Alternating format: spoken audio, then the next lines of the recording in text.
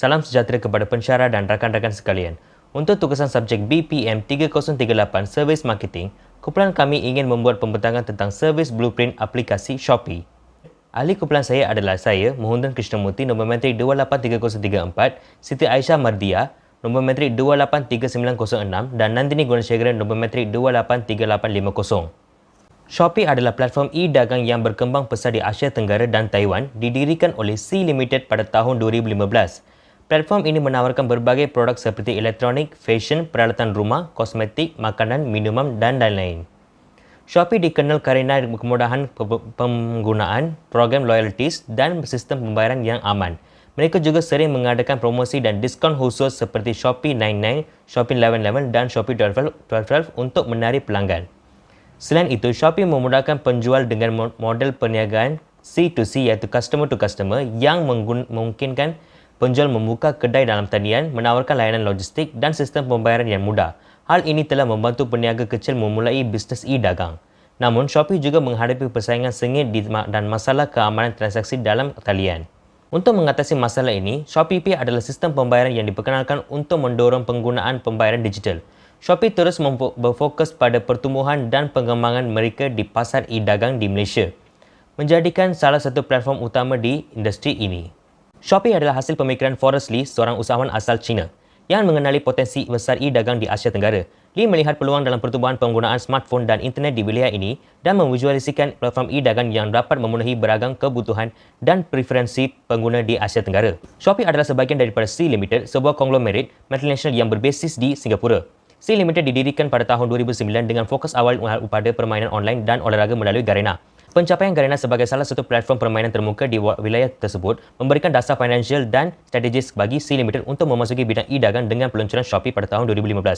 Shopee diluncurkan pada tahun 2015 sebagai respons terhadap pertumbuhan pesat penggunaan smartphone di Asia Tenggara. Fokusnya adalah memastikan accessibility dan kegunaan pada peringkat mobile, membedakannya dari pesaingnya. Inovasi adalah kunci strategi Shopee dengan fitur seperti Shopee Mall, koleksi produk terpilih, jaminan Shopee, kualiti produk dan Shopee Pay dompet digital dan pembayaran. Inovasi ini meningkatkan pengalaman berbelanja dan membangun kepercayaan pengguna. Selain itu, Shopee telah mendiversifikasikan layanannya ke bidang seperti pengiriman makanan seperti Shopee Food, hiburan digital iaitu Shopee Live dan layanan kewangan seperti Shopee Pay untuk menciptakan ekosistem yang komprehensif dan memenuhi kebutuhan dan gaya hidup pengguna yang berkembang. Shopee sebagai pemain termuka dalam bidang e-dagang telah berhasil memanfaatkan faktor-faktor kunci dalam ekosistem perdagangan digital. Kelebihan utamanya termasuk hadir serantau yang kuat dengan pemahaman budaya dan bahasa setiap wilayah. Pendekatan yang diutamakan dalam mudah alih, inovasi dalam fitur-fitur dalam seperti Shopee Mall dan jaminan Shopee serta memperdayakan penjualan tempatan. Diversifikasi menjadi layanan seperti Shopee Food dan Shopee Live juga telah memperluas ekosistemnya.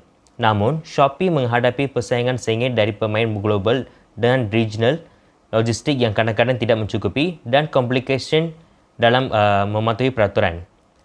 Potensi pertumbuhan global peluang dalam pembayaran digital dan terus berkembang industri e-dagang adalah peluang. Ancaman datang dari pesaingnya, regulasi yang beragam, gangguan rantai pasokan dan perubahan prioritas pengguna. Untuk mempertahankan posisi terdepannya, Shopee perlu terus memanfaatkan peluang dan beradaptasi dengan perubahan dalam ekosistem perdagangan digital. Seterusnya, ahli kumpulan saya akan meneruskan pembentangan ini. Salam sejahtera, nama saya Siti Aisyah Mardia binti Syarifin, nombor metrik nombor 83906. Saya akan membentangkan mengenai rangka tindakan perkhidmatan yang disediakan oleh syarikat Shopee. Dalam rangka tindakan perkhidmatan ini mengandungi 5 elemen utama yang mempengaruhi pengalaman pelanggan itu sendiri. Yang pertama adalah bukti fizikal, kedua adalah tindakan pelanggan, ketiga adalah barisan hadapan, keempat adalah tindakan barisan belakang dan akhir sekali adalah proses sokongan. Dengan adanya elemen-elemen ini, ia mampu mewujudkan kegembiraan atau kepuasan kepada pelanggan. Dalam blueprint ini juga, saya tidak akan menceritakan keseluruhan rangka tindakannya.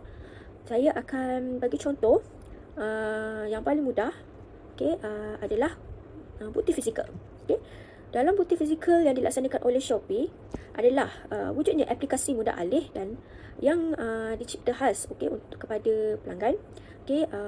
Seperti kita tahu, sekarang ni adalah nilai transaksi beli belah dalam talian melalui telefon bimbit sebenarnya akan dijangka terus meningkat. Hal ini kerana kebanyakan individu sebenarnya gemar untuk membeli barangan secara talian dan berpendapat proses pembelian ini sebenarnya menjimatkan masa tanpa perlu ke suatu kedai. Oleh itu, perkara tersebut telah menarik perhatian pembeli untuk menggunakan aplikasi Shopee. Aplikasi ini juga perlulah dalam keadaan stabil dan mudah untuk digunakan. Jika tidak, ia akan banyak memberi gangguan lah, terutama kepada proses pembelian. Okay. Maka adalah penting bagi syarikat Shopee untuk menyediakan perkhidmatan dan pengalaman penggunaan yang efektif bagi memenangi sokongan kedua-dua antara penjual dan juga pembeli. Selain itu, dalam bukti fizikal terdapat pembungkusan produk. Okey, ini sebenarnya elemen daripada proses melalui logistik. Okey, dalam perkhidmatan logistik yang disediakan lah, iaitu dalam meningkatkan servis secara teratas talian juga, Shopee juga menekankan cara pengurusan produk yang dibeli oleh para pelanggan. Okey, contohnya menyediakan damage protection dengan mengenakan sedikit charge lah.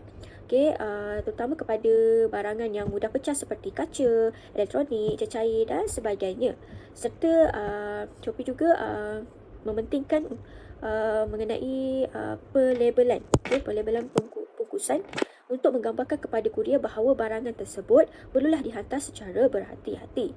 Secara tidak langsung, perkhidmatan ini mampu memuaskan hati pelanggan sekiranya mereka menerima produk dalam keadaan baik. Ketiga, dalam bukti fizikal adalah khidmat pelanggan. Bagi memantapkan lagi perkhidmatan yang ditawarkan, Shopee juga menyediakan servis khidmat pelanggan agar pelanggan sebenarnya dapat menghubungi pegawai khidmat pelanggan dengan kadar segera bagi tujuan melaporkan kerosakan bungkusan atau kehilangan produk semasa proses penghantaran.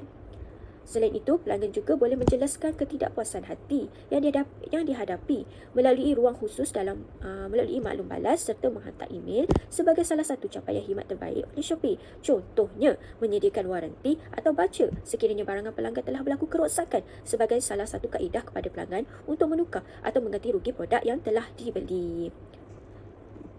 Dalam rangka tindakan perkhidmatan yang disediakan oleh Shopee, sudah pasti akan berlakunya potensi-potensi yang boleh menimbulkan isu sepanjang mereka menawarkan perkhidmatan kepada pelanggan. Yang pertama, gangguan teknikal dalam aplikasi Shopee. Sebaik apapun aplikasi itu, sudah tentu syarikat pengendalian e-dagang ini berhadapan dengan gangguan dari segi teknikal dan sistem sehingga segala proses pembelian atau pembayaran barangan terkendala. Kedua adalah kewujudan persaingan sengit dengan syarikat e-dagang lain. Umum mengetahui bahawa perniagaan secara atas talian ini menjadi popular dalam kalangan pembeli kerana dikenali sebagai sebuah medium yang memudahkan para pelanggan untuk membeli suatu produk.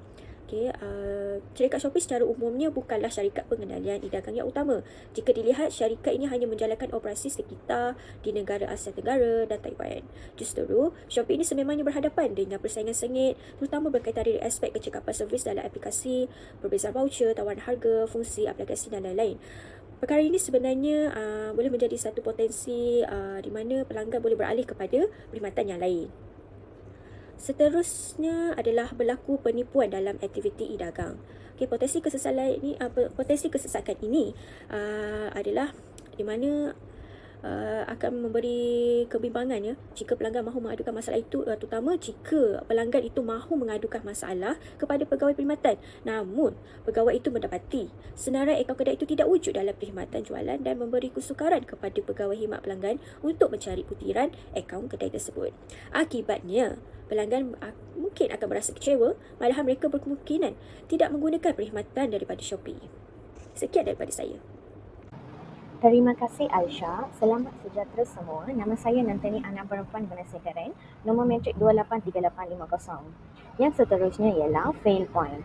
Fail point ialah sebarang titik dalam pertemuan yang berpotensi menjejaskan kepuasan atau kualiti pelanggan. Penambahan ini meningkatkan nilai diagnostik rangka tindakan perkhidmatan. Pertamanya ialah penjual tidak bertanggungjawab menipu pelanggan. Salah satu titik utama kegagalan Shopee disebabkan oleh penjual sedemikian ialah pengakisan kepercayaan pelanggan. Apabila penjual menipu pelanggan dengan menyalah gambarkan produk atau terlibat dalam aktiviti penipuan, ianya merosakkan reputasi keseluruhan platform. Ulasan negatif dan aduan pelanggan boleh berlelusa menyebabkan bakal pembeli mersoalkan kebolehpercayaan pasaran. Kehilangan kepercayaan ini boleh mengakibatkan kesetiaan pelanggan berkurangan. Akhirnya menjejaskan kemampanan jangka panjang Shopee. Tambahan pula, implikasi kewangan daripada penjual yang tidak bertanggungjawab boleh menjejaskan sumber dan kestabilan Shopee. Untuk mengurangkan risiko ini, Shopee mesti bakal berwaspada dalam usaha memastikan integriti pasarannya, melindungi pelanggan dan mengekalkan kepercayaan pengkalan penggunanya. Selain itu ialah kualiti produk yang tidak memuaskan. Sesetengah pelanggan juga mendapati bahawa kualiti tidak bersepadan dengan harga yang dijual. Hal ini mengakibatkan pelanggan berangka bahawa Shopee membenarkan perniagaan menjual produk yang kurang berkualiti dan juga memberikan pengalaman buruk buat kali pertama kepada pelanggan. Yang seterusnya ialah logistik. Titik kegagalan seterusnya berlaku apabila jabatan logistik gagal mengemas kini lokasi berbungkusan tepat pada masanya. Isu ini boleh membawa kesan yang meluas, memberi kesan kepada kedua-dua pelanggan dan reputasi keseluruhan platform. Apabila jabatan logistik gagal dalam hal ini telah menimbulkan kekecewaan dan ketidakpastian di kalangan pembeli. Pelanggan mungkin menjadi cemas tentang garis masa pengantaran dan ketidakpastian ini boleh menghalang perniagaan berulang dan mengakis kepercayaan pada platform Shopee ini. Oleh itu, laman web beli-bela dalam talian Shopee menghadapi titik kegagalan yang ketara apabila jabatan logistiknya tidak mengemas kini lokasi bungkusan dengan tepat pada masa yang tepat. Antara cara-cara penyelesaiannya ialah terma dan syarat yang ketat kepada penjual.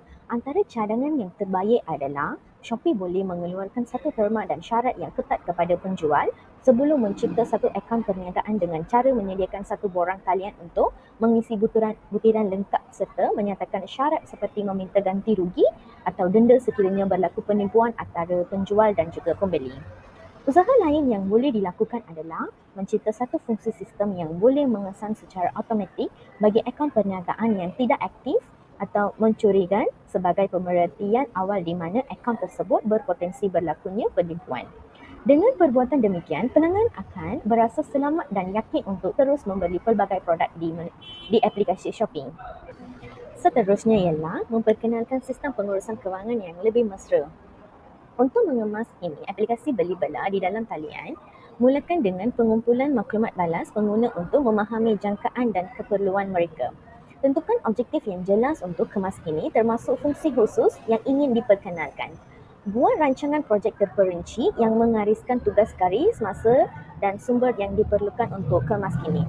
Dari segi reka bentuk, fokus pada pencinta antara muka yang mesra menggunakan menarik secara visual yang menyepadukan ciri baharu dan lancar. Akhirnya ialah bekerjasama dengan syarikat pengantaran. Shopee boleh menambah baik proses pengantaran dengan bekerjasama dengan syarikat pengantaran yang lebih cekap memantau prestasi pengantaran secara berterusan. Menyediakan maklumat pengantaran yang tepat dan membenar pengguna untuk menjejaki pesanan mereka dengan mudah juga penting. Peningkat kerjasama dan penyelaras dengan syarikat pengantaran akan menjadi kunci untuk mempercepatkan proses pengantaran. Shopee juga harus memastikan penjual melapor status pengantaran dengan tepat dan berterusan. Terima kasih kepada semua dan itu saja daripada kami.